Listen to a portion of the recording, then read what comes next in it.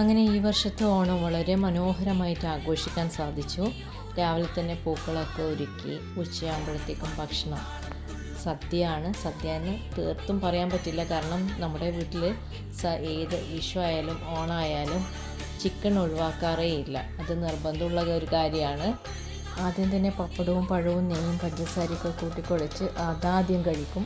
അതിനുശേഷമാണ് ചോറ്. ചോറിനോടൊപ്പം അവിയൽ, പുളിയിഞ്ചി, ആവോലി പൊരിച്ചത്, ചിക്കൻ കറി, കൂട്ടുകറി, പച്ചടി, രസം, പിന്നെ നല്ല അടപ്രഥമൻ പായസമാണ് ഇത്തവണത്തെ സദ്യ.